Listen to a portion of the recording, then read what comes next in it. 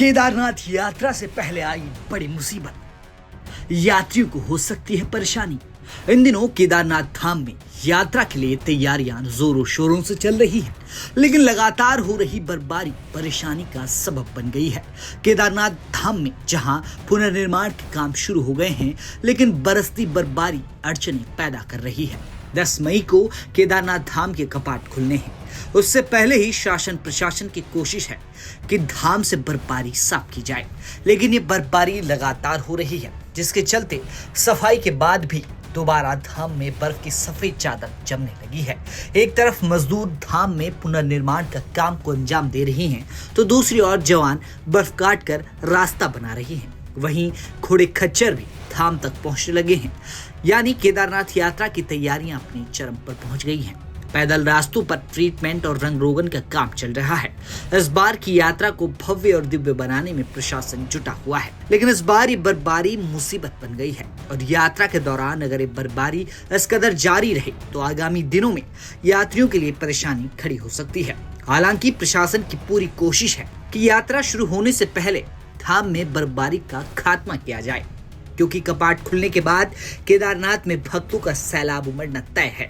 लेकिन इन दिनों बर्फबारी से जहां पुनर्निर्माण के काम प्रभावित हुए हैं, तो वहीं यात्रा की तैयारियों में अड़चनें भी पैदा हो रही है। जिला आपदा प्रबंधन अधिकारी ने बताया कि धाम में दोपहर 2 बजे के बाद रोज बर्फबारी हो रही है, जिसके कारण यात्रा की तैयारियों में दिक्कतों का सामना करना पड़ रहा है। तो केदारनाथ जो धाम है वहाँ पे अभी 2 बजे बाद लगातार बर्फबारी भी हो रही है और जो पहले की बर्फ है उनको हटाया जा रहा है, और जिसमें कि लगभग 90 मजदूर बर्फ हटाने का काम कर रहे हैं और ब्लेंडिंग और पेंटिंग का कार्य भी चल रहा है। इसके साथ ही आपने निरीक्षण किया है, क्या कुछ देखा है आपने? कितनी दुकानें क्षतिग्रस्त हुई, बिजली पानी क्या कुछ समस्या है? कुछ बिजली की लाइनें और कुछ पानी की लाइनें भी क्षतिग्रस्त हैं और कुछ जगह जगह पर थोड़ा रेलिंग का भी इशू है, और जो ग्लेशियर हैं उनको भी जो डीडीएम के लेबर हैं उन्होंने उनको भी साफ कर दिया है। 10 मई को बाबा केदारनाथ के कपाट खुलने, इसको लेकर क्या कुछ तैयारी चल रही है? इसके लिए तो अभी जिला स्तर पर संपूर्ण तैयारियां शुरू कर दी गई हैं और जिलाधिकारी महोदय के निर्देशों में जितनी भी जो कार्यदायी संस्थाएं हैं वो अपने अपने कामों पर लगी हुई है।